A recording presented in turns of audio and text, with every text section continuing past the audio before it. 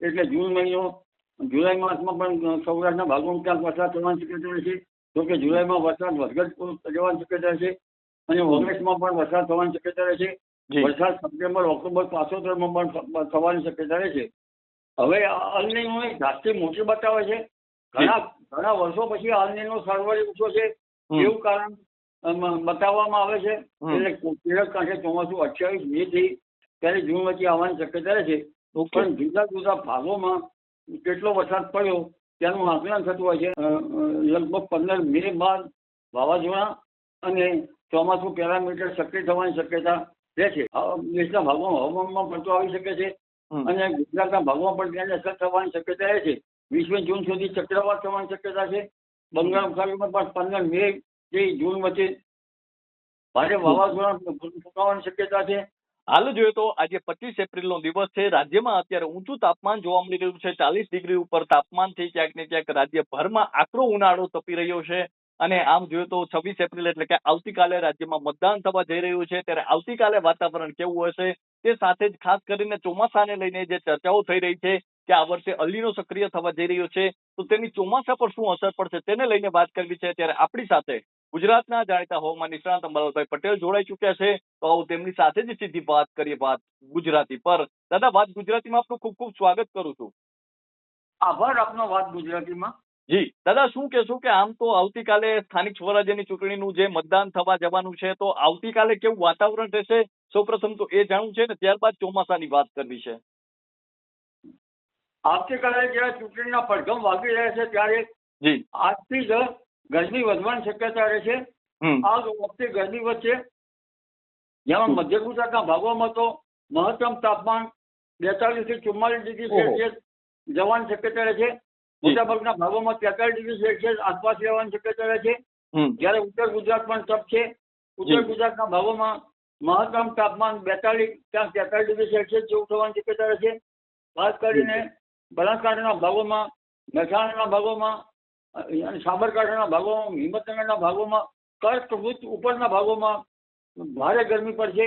પંચમહાલના ભાગોમાં પણ ભારે ગરમી પડશે અને લગભગ પૂર્વ ગુજરાતના ભાગોમાં પણ ભારે ગરમી પડશે. જુનાગઢના ભાગોમાં પણ મહત્તમ ઉષ્ણતામાન 42 ડિગ્રી સેલ્સિયસ જેવું રહેવાની શક્યતા રહેશે. ઉત્તર સૌરાષ્ટ્રના ભાગોમાં પણ મહત્તમ તાપમાન 42 ડિગ્રી સેલ્સિયસ અને તેની આસપાસ રહેવાની શક્યતા રહેશે. કચ્છના ભાગોમાં પણ મહત્તમ તાપમાન 40-41 ડિગ્રી સેલ્સિયસ આસપાસ રહેવાની શક્યતા રહેશે. અને પશ્ચિમ સૌરાષ્ટ્રના ભાગોમાં મહત્તમ તાપમાન ઘણું ઘટેલું હોવા છતાં ભેજવાળા પવનો અકળાવશે. દક્ષિણ ગુજરાતના ભાગોમાં પણ ભેજવાળા પવનો અકળાવશે અને દક્ષિણ સૌરાષ્ટ્રના ભાગોમાં પણ ભેજવાળા પવનો અકળાવશે. જી તો દાદાએ જે રીતે વાત કરી છે કે આવતીકાલે રાજ્યના મોટા ભાગના વિસ્તારોમાં ઊંચું તાપમાન અને ગરમી જેવું વાતાવરણ છે તે જોવા મળવાનું છે.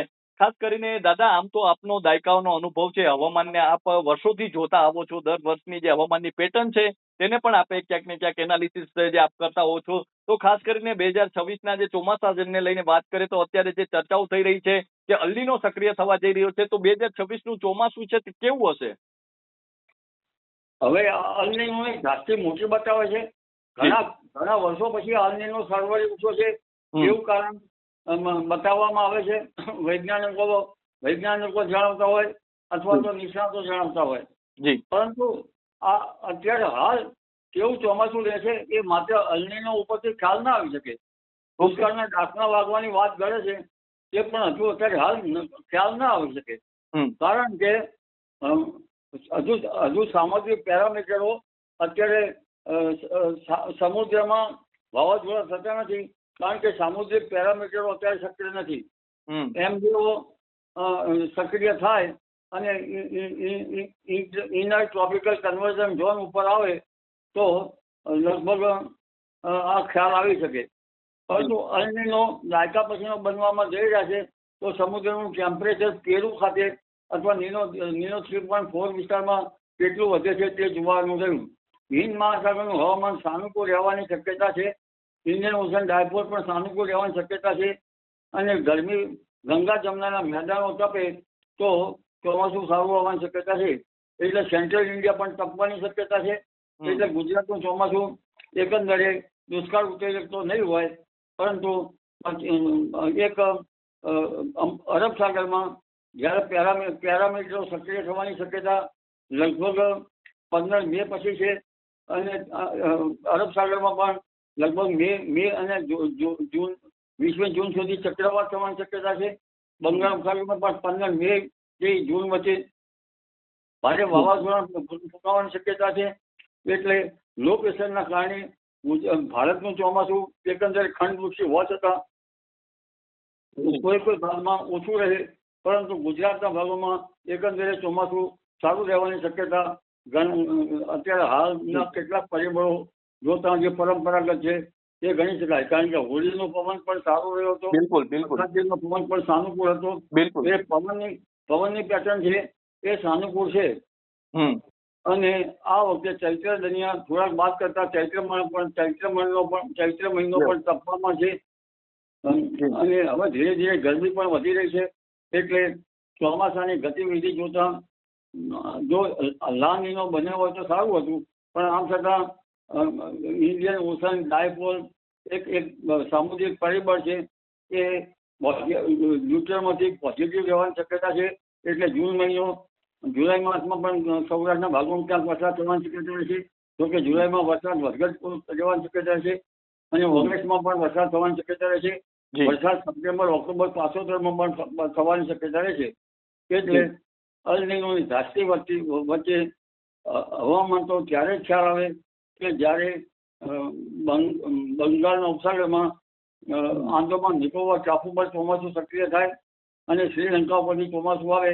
એટલે એ પરિબળો તો મે માસમાં ખ્યાલ આવી શકે, પણ અત્યારની ગણના જોઈએ તો એકંદરે ચોમાસું સારું રહેવાની શક્યતા ગુજરાતના ભાગોમાં ગણી શકાય. અલબત્ત ઉત્તર ગુજરાતના કેટલાક ભાગોમાં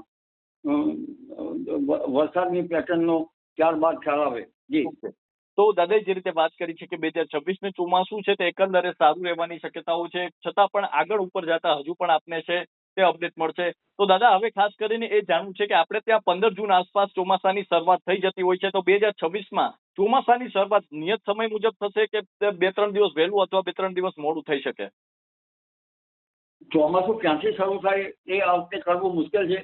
સામાન્ય રીતે આપણું ચોમાસું બંગાળ ઉપસાગરમાં તારીખ 12મી મે થી 20મી મે વચ્ચે આંદામાન નિકોબાર ટાપુ પર ચોમાસાનો વરસાદ થતો હોય છે. અને 28 મે વચ્ચે તો ચોમાસું લગભગ આંદામાન નિકોબાર ટાપુ પર બેસી જતું હોય છે. શ્રીલંકાના ભાગ તરફથી પણ ઉપર ચોમાસું આવતું હોય છે. એટલે કિழக்கு કાંઠે ચોમાસું 28 મે થી 1 જૂન વચ્ચે આવવાની શક્યતા રહે છે. પણ જુદા જુદા ભાગોમાં કેટલો વરસાદ પડ્યો તેનું આકલન થતું હોય છે અને તેનું આકલન હવામાન ખાતું કરી શકે છે. એટલે દક્ષિણ કેરળમાં ચોમાસું પહોંચવા છતાં ત્યાંના નોર્મ પ્રમાણે ચોમાસું બેસતું છે કે નહીં તેની ખાતરી તો હવામાન ખાતું જ કરી શકે. જી દાદા, આમ જોઈએ તો વાવાઝોડાની જે આપણે શક્યતાઓ છેલ્લા કેટલાક દિવસથી સાંભળી રહ્યા છીએ, તો વાવાઝોડાને લઈને શું શક્યતાઓ છે? ખાસ કરીને તેની અસર ગુજરાત પર થઈ શકે છે? વાવાઝોડામાં અત્યારે ઓશનિક પેરામીટરો સાનુકૂળ નથી, પરંતુ 15 મે બાદ ઓશનિક પેરામીટરો સક્રિય થવાની શક્યતા રહે છે. એમડીઓ નું સાયકલ 60 દિવસનું છે. એટલે એમડીઓ જયારે ભારત ઉપર આવશે ત્યારે વરસાદ સારું થવાની શક્યતા રહે છે. એટલે લગભગ 15 મે બાદ વાવાઝોડા અને ચોમાસું પેરામીટર સક્રિય થવાની શક્યતા રહે છે. જી દાદા, અંતિમ પ્રશ્ન છે કે હવે જે એપ્રિલ માસ જે પૂર્ણ થઈ રહ્યો છે, તો હવે આ મહિનામાં કોઈ માવઠાની શક્યતાઓ છે અથવા મેની શરૂઆતમાં કેવું વાતાવરણ રહેશે? આ માસમાં 28 મે થી એપ્રિલની શરૂઆત સુધીમાં ક્યાંક દેશના ભાગોમાં હવામાનમાં પલટો આવી શકે છે અને ગુજરાતના ભાગોમાં પણ તેની અસર થવાની શક્યતા રહે છે. ગત વખતે લગભગ ઓછા ભાગોમાં વરસાદ થયો હતો અગાઉમાં, કારણ કે ટેમ્પરેચરમાં વધઘટ થતી હતી. જો ટેમ્પરેચર જળવાઈ રહ્યું હોત તો અરબ સાગરનો ભેજને ઉપરનું સક્રિય પશ્ચિમ વિક્ષોભમાં ભરી ગયો હોત, પરંતુ આમ થઈ શક્યું નહોતું અને કોઈ ઠેકાણે વરસાદ થયો હતો. એ બાબત સારી છે, પરંતુ આ વખતે પશ્ચિમ વિક્ષોભ જે છે એ લગભગ મેની શરૂઆત સુધીમાં આવવાની શક્યતા રહે છે અને મજબૂત હોવાની શક્યતા છે.